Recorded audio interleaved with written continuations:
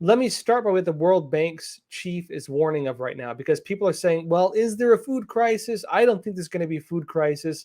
It's probably not going to affect us here in the United States. Well, we'll see, because right here you have the World Bank chief warning of a food crisis due to the Russia-Ukraine conflict. It says here the World Bank has warned of a human catastrophe. This is Epoch Times reporting. The World Bank has warned of a human catastrophe from a food crisis that could see millions forced into poverty due to a full-scale invasion launched by Russian forces in Ukraine.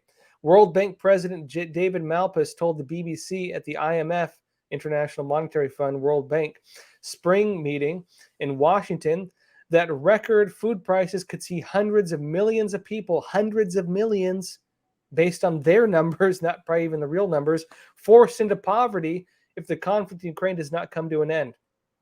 They're saying there could be a 37% jump in food prices that's going to hit poor countries the hardest. Notably, frankly, is Biden is ending Title 42, meaning the border is wide open, meaning anybody trying to escape, again, poverty and starvation in their countries caused by a 37% jump in food prices that's going to hit the poorest first, Africa, Latin America first. Well, guess what?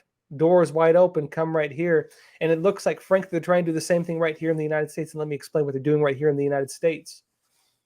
Let's go to a bit more. Now, first, this is not just an Africa and Latin America crisis. If there's a food crisis, this isn't just, third world countries, whatever like that. This isn't like the Venezuelas and countries like that, right? Because you see some weird policies getting pushed in other countries. This is the UK. Let me show you what the UK government is doing right now. They just announced this, by the way. All right, let me pull this up.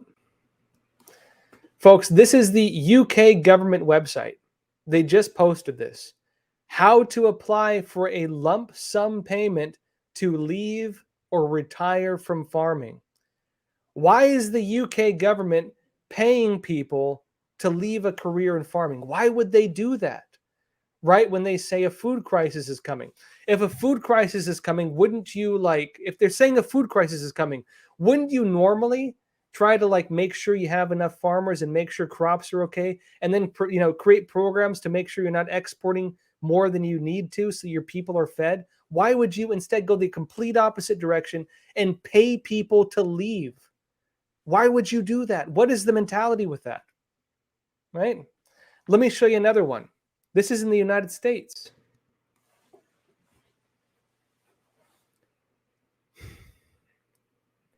This is CF Industries. Union Pacific curtails fertilizer shipments, delaying deliveries and preventing new rail orders from being taken. As this is happening, as you have a food crisis, the World Bank is talking about a food crisis. The IMF is talking about a food crisis. If they're saying if a food crisis is coming, why are they paying people to leave farming in the UK? And why are rail lines in the United States restricting the transportation of fertilizer? Why would they do that? And keep in mind, too, there was already a problem with fertilizer. Let me explain to you. This is previous to this. This is The Guardian in November 2021. North American fertilizer shortage sparks fears of higher food prices. North American. If North American fertilizer shortages made worse by the war in Ukraine and Russia, because Russia supplies a lot of the fertilizers, made worse by that, is going to make food prices and food more scarce in the United States, why would you restrict the transportation of it? Why would you do that? Right? That isn't even the end of it. This is Canada. Let me show you. Another one. Discussion document. The Canada government. Reducing emissions arising from the application of fertilizer in Canada's agriculture sector. Why is the Canadian government restricting fertilizer? Again, claiming that it's a threat to global warming or whatever. Why would they do that? This is True North. One of the websites talking about this. And I never heard of this website, but they do link to the original sources. So I've looked into it, and I think this is accurate. This is True North. It says Trudeau government targets grain growers as worst emission offenders. Again, why would they do that? And again, look at the big picture. Don't look at one country and one issue at a time. Look at the full picture. UK, United States, Canada, same thing's happening in China, same thing's happening with Russia. Why are they all doing this simultaneous at the same time? In addition to this, too, Bill Gates is gaining control of the global food, U.S. farmland. He's working with the Chinese Communist Party. They have cooperation programs on this. Actually, National Pulse just had a big story on this. Keep in mind as well, before the Ukraine crisis, right? A lot of this had started before the Ukraine crisis, which has created more restrictions on fertilizer because Russia exports most of that. Also, in addition to that, we have the global shipping crisis, which China is making worse with additional lockdowns. In addition to that, what happens when grain supplies are cut? Because Russia and Ukraine supply a lot of the grain for the world. They're the breadbasket of Europe, they're the breadbasket of Africa. A lot of African countries get the grain from there. They supply a lot of the grains as well to other countries. What eats grains? Right? Cattle. What does it mean for cattle?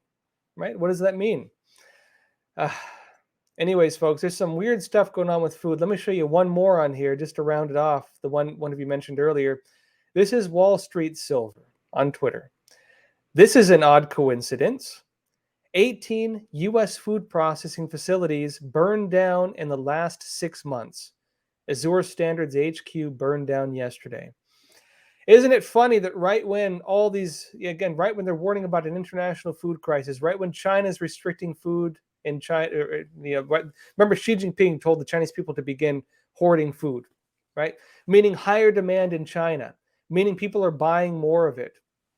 And the CCP is doing rolling lockdowns, shutting things down left and right. And people don't have enough food to survive unless they've been stockpiling. In China, they're stockpiling food, they're buying it en masse because the CCP is locking down areas without telling people they're going to do it, and people are starving to death. Now, what happens when you create higher demand in a certain area and you basically have an international market? What it means is that internationally they import the food.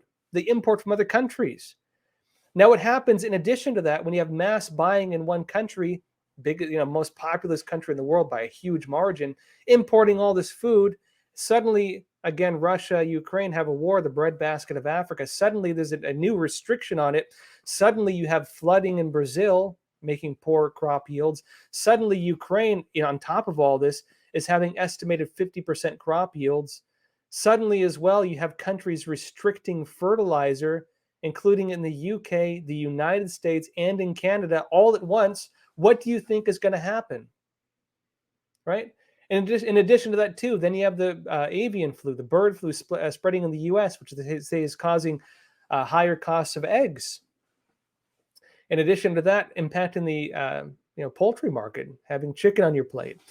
What happens when you put this whole thing together? And then suddenly, all these food processing facilities start catching on fire and burning down. Frankly, there's some really, really weird stuff going on with the food supply. Any speculation on what the heck is going on, it's speculation at this point. But frankly, at the very least, we can say governments are acting in an extremely irresponsible ways. If they really believe food crises are coming, they should be nationalizing food supplies to make sure local populations have enough food to keep people fed. They shouldn't be, again, opening the border and saying, everybody come in. They shouldn't be sending massive shipments to China. They shouldn't be restricting fertilizers. They should be creating additional protections to make sure their own populations don't starve when the very thing they're warning about is right on the horizon, when the head of the IMF and World Bank are talking about food shortages, when China and the Chinese Communist Party are telling people to hoard food because a food crisis is coming. You don't, again, restrict it. You make sure that it's safe and secure. And they are doing the exact opposite of that. And so there is some weird things going. At the very least, it is very, very irresponsible policy that is directing a lot of this.